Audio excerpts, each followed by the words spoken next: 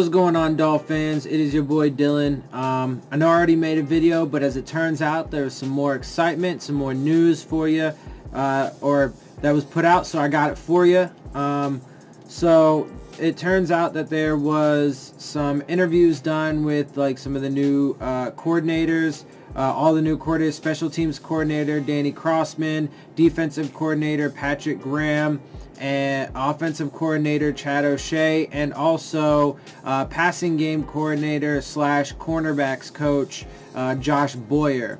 So I will have those videos for you at the end of my video, of course, as I always give you the interviews. But real quick, I want to talk about my takeaways from what they had to say and so on and so forth. So getting into it, first of all, I was overall pleased.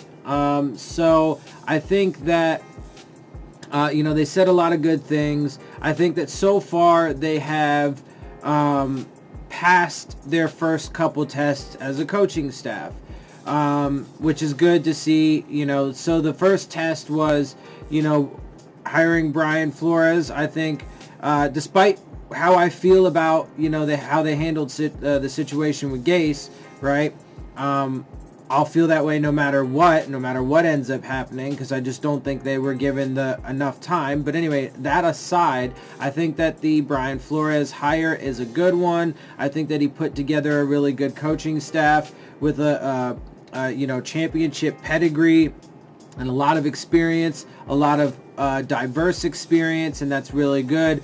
And so far, what they've said out of these first few interviews and so on and so forth, with all these guys now is pretty good. Having said that, though, I will also, to keep it real and to put it into, full perspective here, to give you the full context, I will say that a lot of it was very, PC, politically correct. And so to be clear on what PC means, it's not necessarily, it's not really the things that are socially acceptable, right? A lot of people believe that politically correct means like what is socially acceptable. What politically correct PC actually means is what the power structure wants you to hear, like the message they want to hear. It's essentially propaganda, right? So more or less, right? So like they have baseline talking points, so that they convey the image that the power structure wants to convey. So in this case, obviously it would be ownership, Stephen Ross and the executives throughout the organization, and then in contrast with like our government, you have big corporations that are the power structure, and then the mouthpieces are the politicians who have the talking points and so on and so forth. So there was a lot of that, but it was all good stuff. Like, I'm not hating on it. I'm just saying that it was just to, like I said, keep it real and keep the context. But they did say a lot of good things. So one thing that they all touched on was week to week, that building this team, they are focusing on stuff like that, right? Day to day, week to week. I like that, obviously. Gay said that. Most coaches say that, right? So that's how it is. But they talked a lot about like core values as well, toughness, love for football, basically, not being selfish, stuff like that, right? Which is all really good. And, obviously those are for sure, basic tenets of, building a successful team, right? And obviously the coaching staff has to prove and show that they can implement that and make that become a reality. But again, basic, PC stuff. Of course, they also, but this one I want to touch on a little bit more. Another one of like the PC topics is that players' strengths and playing like team football, right? So they talked a lot. All the coaches really talked about, they're still, in the infancy stage, in the beginning stages of evaluating all their players and so on, and they are determining what the strengths are of the players that they currently have, and that's how they're going to develop their schemes, and so on and so forth. And which is good because, if we don't want to tank next year and if we actually want to try and play competitive football, they will have to use what's here. And I think that there is a lot of talent and a lot of good players here, and they have a good pool to work with. Obviously, they got a draft coming up, which will, theoretically enhance that. But team football, and the reason why I wanted to focus on that is because they all talked about it, and it's super important. It's something that I've been talking about for a long time is team football. Team football, it takes 11 guys to win, to execute properly, right? And so Chad O'Shea said that specifically. He said that it takes, all 11 guys, and specifically because he was asked about Tannehill on a few questions, right? Like he said that evaluating the quarterback position, he looks at things like the intangibles, right? Well, real quick, before I get to that, so to finish the other point, he was talking about accuracy is obviously an important trait to have. But he said that accuracy is not just all on the quarterback. Excuse me. It's also on the other 11 guys, right? So that means protection. He's got to have the protections to make sure that he has time in the pocket and so on and so forth. That's funny. Something I've been talking about for a long time. He said that, all 11 guys, the wide receivers, the running backs, he didn't name like all the positions, but he said it takes all 11 guys on the field to do their job properly, to give the quarterback the opportunities to be successful and to be accurate and so on and so forth. And funny enough, I've been saying that for a long time. Everybody puts all the blame on Tannehill, even though it's not deserved. He was the most sacked quarterback in the league for the first 4 years of his career, right? So anyway, getting past that though, he talked about what he wants, like some of the things that he does, some of the traits he does want to see from a quarterback. And he talked about some of the intangibles, like work ethic. Nobody works harder than Tannehill. Nobody works harder than Tannehill. The man goes in and sweats, bleeds for this organization. And he talked about leadership. No matter what anybody in the media or any fans want to say about Tannehill's leadership, from my knowledge, I have never seen any direct reports or any direct testimony from players, coaches, or anyone else in the organization that has said Tannehill is not a good leader. There earlier in his career, to be fair and to put it all into context, earlier in his career when he was younger, obviously, and whatever, they said that he could be better at it and so on and so forth. But that's all, he says that he could be better at it, and they always say they can be better at it. And that's true. We as people can always be better every day and try to strive for evolving and growing, right? So of course, but he has tremendous leadership, right? Last year, there was a whole bunch of drama because Jarvis Landry was saying that Tannehill doesn't take his receivers out in the offseason, which is bullshit. We know that because he does, right? He goes out there and he coaches his guys up. We saw the videos of him coaching up Gesicki and other players on the field and so on and so forth, Kalen Ballage, right? He's got great leadership, and nobody, like I said, works harder or fights more for this team. He literally goes out there and bleeds for this team. When he had the knee injury, he stood in the pocket, made the throw, and unfortunately, he got his knee blown out because of Calais Campbell's head hitting him right in the knee. If he would have been like, let's say, Brock Osweiler and cowered from that hit, he probably would have curled up on the ground like a little bitch and been okay and not have blown out his knee. But he stood in the pocket. He stood tough like he has done time and time and time again, despite not having adequate protection and being the most sacked quarterback in the league for his first 4 years, despite having a terrible coach that doesn't support him and that, getting thrown in to the fire day one without having the opportunity of having like a red shirt year and so on and so forth. All the coordinator changes, all the coaching changes, blah, blah, blah. The culture changes, all of that, right? Despite that, he goes in there and he bleeds for this team. Think about it, man. Think about what this dude's future is going to be like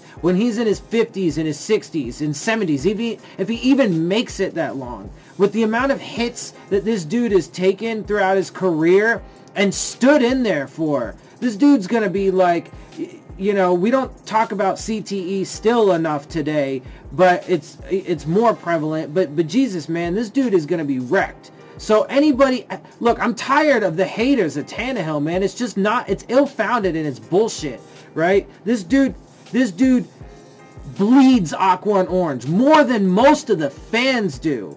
All the Tannehill haters, you don't bleed aqua and orange nearly as much as Tannehill does. He puts his life on the line when he stands in the pocket and gets drilled, despite the fact that he knows his offensive line is going to disappoint him time and time again. So anyway, I'm just done with that. And so it's funny that the current offensive coordinator is saying that those... Now, who knows? They may end up getting rid of Tannehill.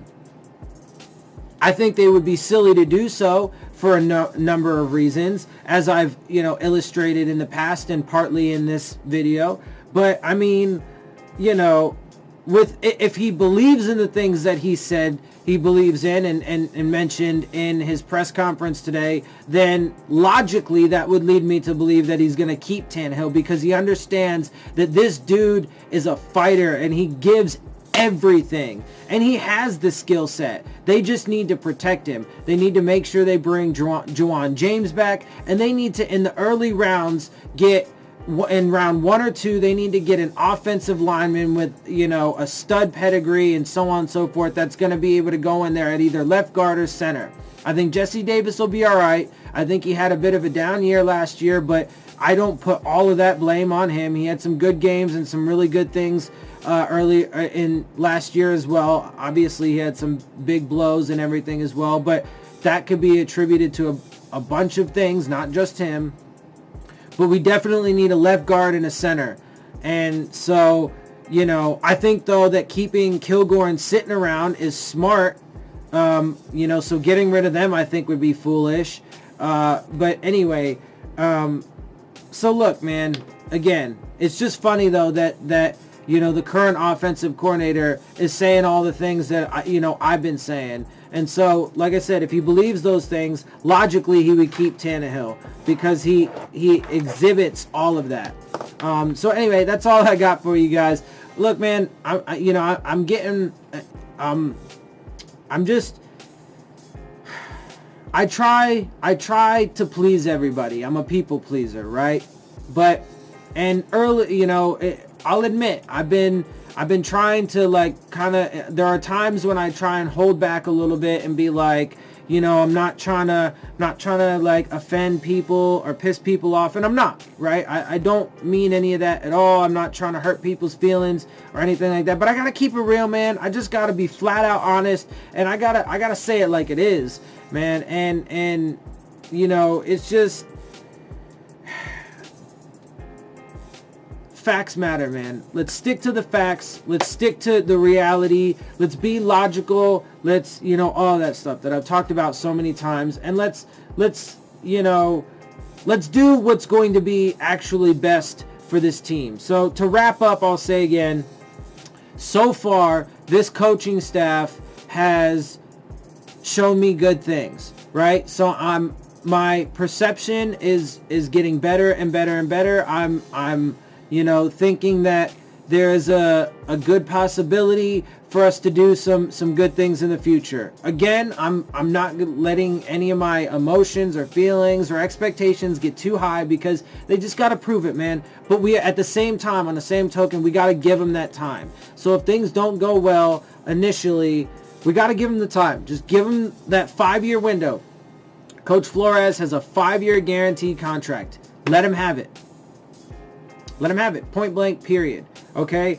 And let's see, if all of these coaches can put their words into action, into reality. And full context and all of that is very important for us to be able to make proper evaluations. So anyway, with that, guys, I'm going to go ahead and send you off to these interviews. This video is going to be a little longer than I wanted, because as usual, you guys know me by now, I tend to kind of go off on, you know, rants and stuff and side notes and all that good stuff. So anyway, I'm gonna send you off to these videos. I hope you guys enjoy my videos and what I do bring to you and provide for you guys. I really do love doing this. I enjoy it so much, and I am looking to continue to grow and build and do more for you guys. So with that, I hope you guys enjoy it, and if you do, make sure you hit the subscribe button, make sure you hit the like button, make sure you hit the bell if you want to get the alerts. Leave your questions, comments, and concerns down in the comment section, and as always, follow me on Twitter at Dillon Tartaro. And with that, I am out. I'll see y'all soon. Fins up.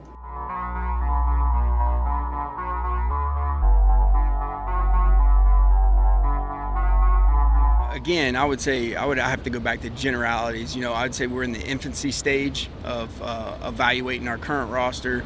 We're in the infancy stage of putting our defensive game plan of what we want to be and how we want to be related to our roster. I would say the key for us is to put the players in a position to succeed, and how we can do that most frequently is kind of what we're working towards. Again, to me, it doesn't really matter what happened in 2018. Like the 2019 for me, like all the players, Mika included, would be like a blank slate, and kind of approach it that way. How do you value, I guess, defensive positions? Is there a position that you decide to that you say that's the cornerstone of the defense, whether it's pass rusher? I think it's a holistic approach. I think you need all 11 guys that are out there on the same page. I think, you know, obviously there could be times when you have really good coverage in the back end and it allows a little extra time for the defensive guys up front to get there, or the defensive guys can get there so quick they can allow opportunities for you in the back end to make plays on the ball. So I think I think it's a thing of trying to coordinate the whole group together, all 11 guys working on the same page, and I think that's what we're going to strive to do, putting those guys in the best position to do that based on their abilities. Xavier, he had a little bit of success on the other side of the ball. What do you see, I guess, from the other side out there about that type of playmaker, guy who stands on the ball like that? Yeah, I think Xavier's, you know, he had a good amount of production last year, and obviously, you know, you like a lot of the things that you see on film. I would say for me, I was more focused on the offensive side of the ball. There's a little bit of crossover, but even when you're watching the crossover tape, you're still primarily focused on what the offense is doing. So again, like, you know, it really goes back to being in the infancy stages of evaluating everybody that's on the roster and putting them in the best position to succeed. How would you characterize your relationship with Ryan? Obviously, you all have been up the ranks together for a while. I'm very, very happy for Coach Flores, getting the opportunity. We've worked together for 13 years. I think he's a great communicator. He's very intelligent. I'm very excited to work with him. Very excited to be around him. I feel truly blessed that that we're able to, one, continue our friendship, but two, continue our professional growth together. I think is an awesome thing. Was he the main reason, I guess, or the big reason why you felt like this was an opportunity for you in Miami? Yeah, I mean, he obviously had a lot to do with it. I think there's, again, I was just very excited about the opportunity in general, but knowing and understanding him, I feel very fortunate with the guys that he's built the staff. I think he's done a phenomenal job of putting the staff together. So whether they're guys that I knew from the past or they're new guys that I'm just meeting, it's, I think we're all working hard to try to be on the same page. There's a lot of history, I guess, about the Patriot way and come to another area, what happens and whatnot. How much have you, Brian, thought about that and creating a new thing for you? Well, first and foremost, I would say, and again, I wouldn't want to speak for Coach Flores on that. You'd have to ask him. But I would say for me, the thing is whether it's at New England or some of the colleges that I coached at, you take experiences from everywhere that you're at. And whether it's good, bad, or indifferent, you try to implement the good things, the things that you didn't like, you try to stay away from. But I would say, ultimately, knowing him for as long as I did, like, I know what he's thinking before he says it, so it's one of those things. And I would say, I'm not really, whatever happened in the past is the past. Like, to me, I'm fired up and excited for the 2019 season.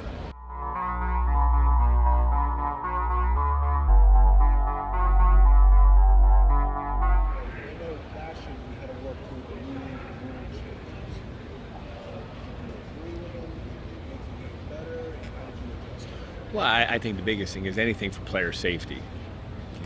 You're always in favor for. In terms of the getting used to and getting acclimated to the new rules, I still don't think that the league as a whole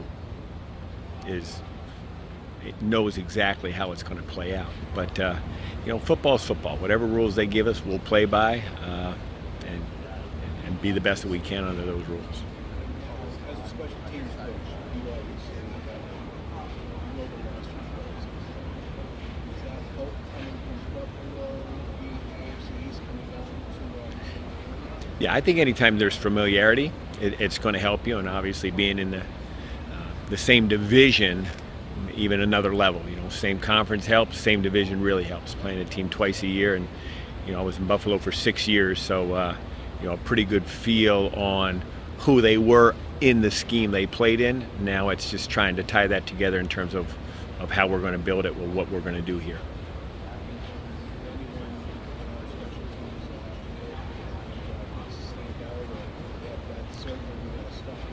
There's several good players, so there's some good quality players here, and speaking, we can develop and get them even better.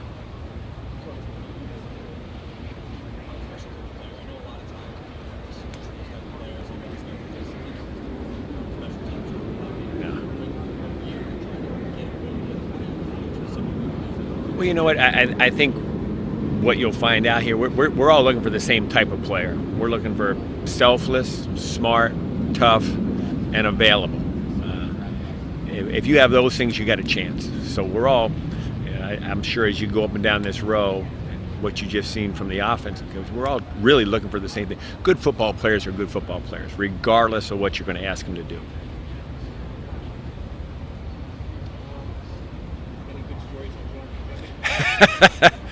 Not on camera.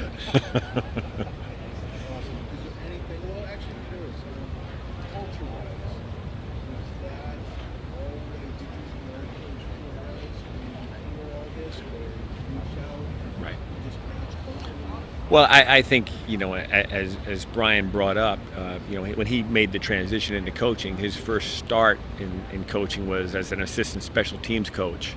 So obviously, in those circles as special teams coaches at the combine and other functions, you get a little bit of familiarity with one another, and then obviously he comes from a similar tree, and we have similar beliefs, and those core beliefs aren't going to change. So it's nice to be aligned with somebody that has those same beliefs.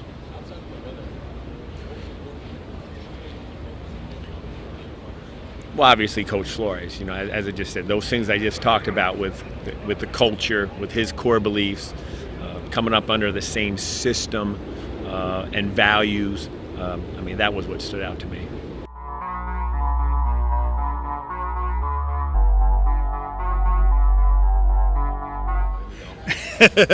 Very fortunate to have met some good people in my coaching career, and got a chance to learn from some of the best, and some good alliances with guys like me and Coach Flores. We worked in the same office for a long time, got to know each other, had some common background stuff, both being from the Northeast, the tri-state area, but Yale, went to school there, played football there, and just fell in love with the game even more after graduating, and just got into coaching, and then found my calling. So. What's your major? Sociology. I started off chemical engineering. That didn't go too well, so I had to switch it up. My dad told me, he said, listen, if you change from engineering to sociology, just make sure that you're not living here when you graduate. I said, I think I'll be okay, Dad. What were you going to do with a sociology degree? Chemical engineering? Oh, if you go back, if you could dig it up, There's film of this now. Senior year in high school, I wanted to get a chemical engineering degree and go into the CIA. That's what I wanted to do. So, and obviously Does that dream still live somewhere? No.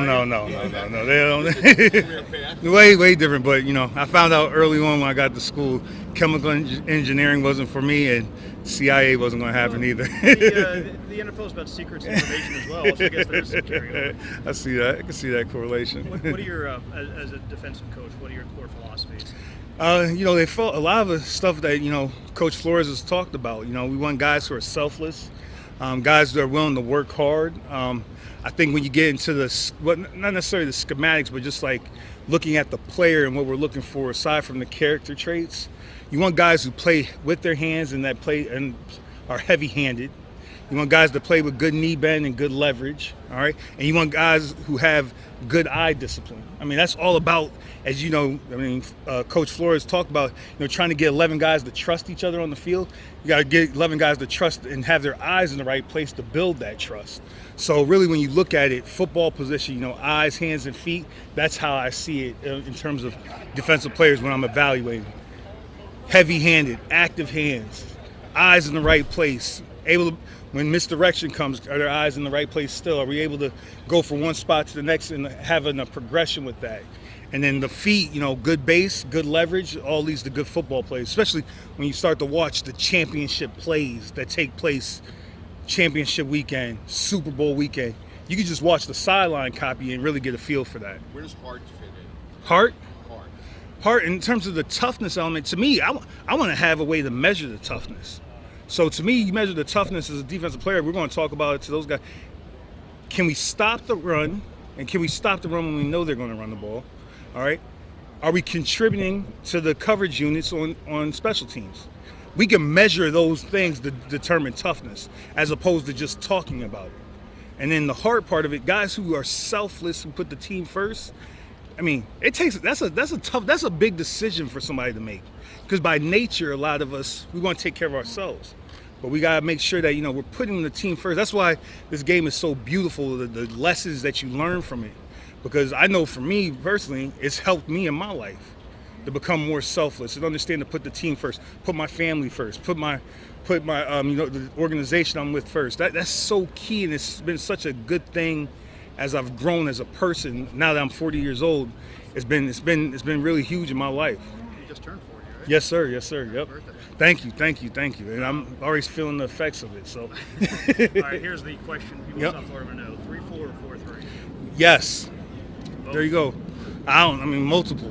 This is what we're going to do. We're going to do whatever Coach Flores wants us to do that week, and what we're going to try to do is we're going to try to teach the guys the concepts of the defense. What the coverage is, what the rush is, whether we're rushing 3, 4, 5, 6, doesn't matter. And how we deploy those guys in different spots and how the outside looking in, you guys see it, is going to look multiple. It is going to be multiple. And are we going to be talking in terms of 3-4-4-3? It's just going to be multiple. We're going to do what we got to do that week to win that game. We're going to try to win that situation, whatever we have to do. And if it requires all 11 guys to be on their feet, all 11 guys will be on their feet. If it requires all 11 to be down in this three-point stance, it'll look weird, but we'll do it if that's what we think is going to win the game. You talk about multiple running schemes, and everybody tries to run multiple schemes, but it's a lot more complicated when you're talking about building a roster.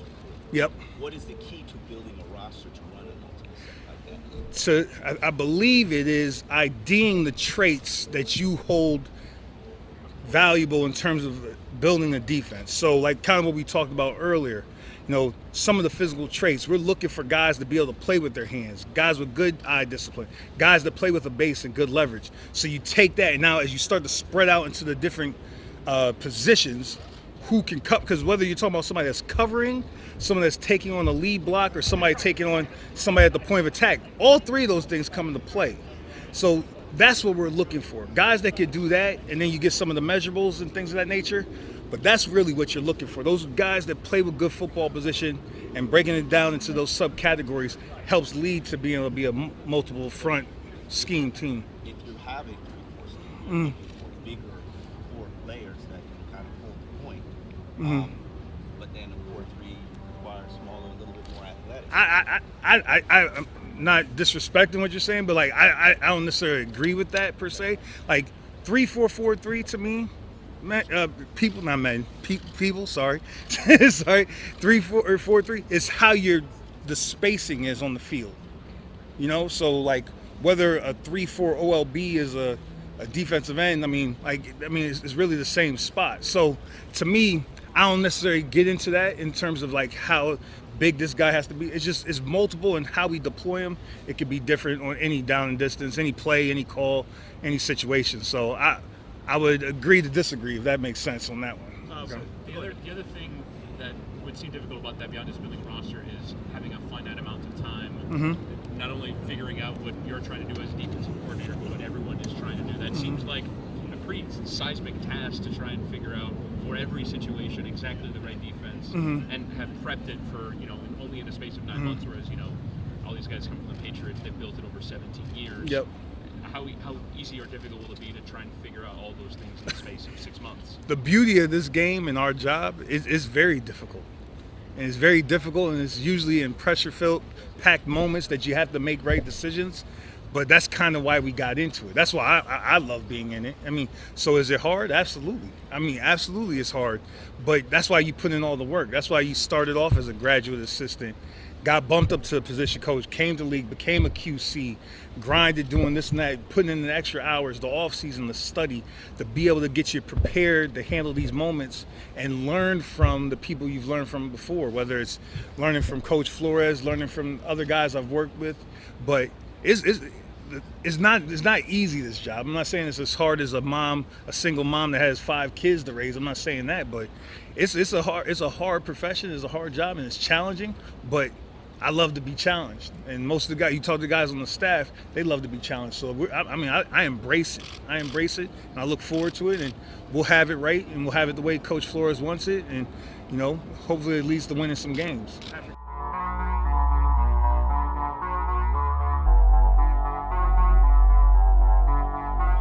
Looking at your personnel of this team, obviously you're watching, when you were coaching with the Patriots, you were watching the defense. But now that you've been able to look at the offense, what do you see in terms of what's here that you feel like you can build on? Yeah, the first thing I'll say is that although being in New England, that we were concentrating, because I was an offensive coach, obviously, on the defensive personnel from Miami, it's hard to not recognize, being a competitor and being in the division, those players offensively that we have looked at just by being in the division. So I've definitely had some familiarity with those guys, have a lot of respect for them, of what they've accomplished. We're still in the process of that right now. Obviously we haven't been here very long together as a staff, so we're still in the process of our evaluation of those players, and I'm very excited.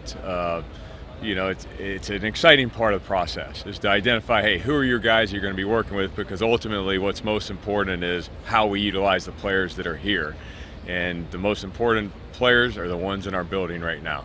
What are your thoughts on Tannehill? You obviously played him for 7 years, in terms of what he can do and strengths and things that he needs to improve on if he's going to be here. Yeah, I have a tremendous amount of respect for Ryan. Obviously, because we've been in the division, we've had the opportunity to have exposure to him, and I've always had a lot of respect for his competitiveness. And as it is with our entire roster right now, we're just trying to do a lot of catch up to try to look at the personnel at all positions and really identify, again, there's a lot of strengths on this offense. But I definitely have had a tremendous amount of respect for Ryan and what he's done competitively within the division. Outside of the competitiveness, what traits does he do or have that you say, hey, this is something I can build on? Yeah, I think I don't want to get into specific traits, weaknesses or strengths. I think, again, this is a kind of an ongoing process. Ryan's been somebody that's been a problem for us defensively at New England because of his athleticism and, being able to be somebody that can not only throw the ball but be able to extend plays. And I'm speaking for someone that's been on the other side of this that's had to compete against him. There's definitely some traits that he has that are unique that, maybe the next guy doesn't have. And I would say that he's one that we always had a lot of respect for when we played him defensively at New England. Speaking generally about quarterbacks, moving forward, what do you envision the Chad O'Shea quarterback looking like? Well, I think the most important thing in our quarterback moving forward here, whoever that is that we want great traits in that player. The intangibles are most important to us. Obviously, leadership is very important, work ethic. Some of the traits that we've identified, and we've done this as a staff here in this week, is to try to identify traits in each position that we want to be proud of as a Dolphins player on offense. And I think that the quarterback position is a unique position because there's a lot of pressure that goes on with that position, and he has to be your greatest ambassador on your football team. He carries the message that you want to have offensively. He obviously carries the ball with him, as far as on every down. So the intangibles to us on offense at that position are important, as they are other positions. We've tried to identify what characteristics are most important to each position moving forward here, and I think it starts with the traits of the players. I know there's been discussion about completion percentage is something which you value. Would you put that high in your list of things you want in a quarterback? Anything else you put high on your list? Yeah, I mean, I think that there's a lot of things that you want in a quarterback. One of which is accuracy. And obviously there's a lot of things that go into accuracy, and I say it's just not the quarterback. It's the guys around him. It takes all 11 to be an accurate quarterback. I strongly believe that. It takes great protection. It takes the receivers to be dependable and detailed and disciplined in the pass game to allow a quarterback to be accurate. So I think that sometimes the accuracy gets put just on the quarterback, but I think that it's something that takes contributions from all positions to allow a quarterback to be accurate. Chad, one of the things that Brian really believes in is basically changing pretty much what you do week to week based on the opponent's set of philosophy you share. It absolutely is. Brian and I share a lot of the same philosophies, one of which is being very team-oriented, but offensively our vision is to do whatever's required to be successful that week. We absolutely want to have a core of set of things that we do well, but we're also going to have the ability to adjust on a weekly basis. And I think that it's important for the coaching staff to have the mindset that we need to be able to adjust, and our players also need to adjust, and that's an important part of the offense, is the ability to be multiple, to not be a specific scheme, but again, it goes back to we're going to do what the players do well. And what are their strengths? We always identify what they can do, not what they cannot do, and then game plan or set up our offense according to that. Do you believe it's more demanding on the players, or requires more of them from the Well, I think when you have a multiple offense, it does require the players to spend extra time in preparation. But in the end, we're doing what's best for the players, and we're doing, most importantly, what's best for the team. So I think that the players in the past, when we've been in a multiple offense, have always embraced that challenge, because in the end, they know that we're trying as a coaching staff to do what's best to put them in the best position to not only succeed individually, but most importantly, our vision is to succeed as a team. Chad, I know Stephen Ross has spoken about rebuilding, which could typically mean a younger roster. Have you and Brian discussed Danny and whether you want him here? Because obviously you value him, but he's an older player, a team that's going to go younger. Do you all know yet, do you want him on the roster? Yeah, I mean, we're definitely still in the process of, the evaluation of our own team. Obviously now we're in the evaluation of other free agents and now the college draft. So I know that we've worked extremely hard. It's an exciting part of the process here is to identify those players. Danny is one of the players that's currently on our team that I have familiarity with, and Danny's been a tremendous player for us in the past.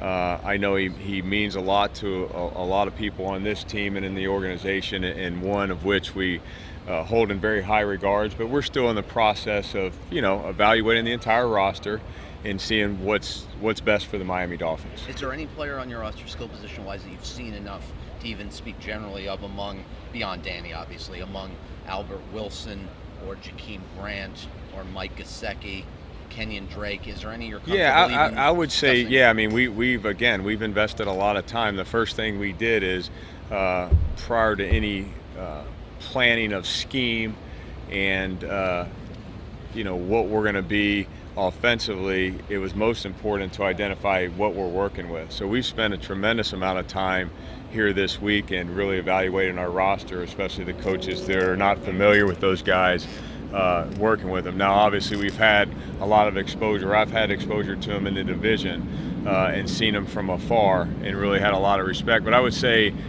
as a group, it's a very exciting group for me looking at it, for our coaching staff, because there's a lot of things these guys do very well. Not to talk in specifics, but I see the strengths of this group, and I see that there's going to be a lot of things that we'll be able to utilize and really take advantage of what they do well and really kind of put it a part of the offense to try to help us win. And with Albert Wilson, I know one thing Adam Gase did was he was able to maximize his abilities, using him in the running game, all different ways. Do you hope to do likewise? Yeah, I think with the players, our philosophy on the players is we're going to use every strength they have and utilize those. And I know a lot of the players that we've identified, speaking of the skill position, have done a good job in a lot of areas. So I think that's our job, and that's our responsibility as a coaching staff, is to really identify those strengths and put that into action by what we ask them to do. Chad, I walked over here late, but just talk about how much will you be bringing what you've learned over the past few years here and implementing that, because obviously what you've done in the past have worked very successfully. Right. I mean, I think that there's a lot of experience on this offensive coaching staff, and there's a lot of expertise. We have a veteran coaching staff offensively, and I think we've all had things we've done in the past that we think could be successful moving forward. So I think what we've done here recently is try to merge those ideas and really have everybody's kind of philosophies come together. But certainly what we did at New England, we were fortunate to have a lot of success, and we were fortunate to have really good players within that scheme.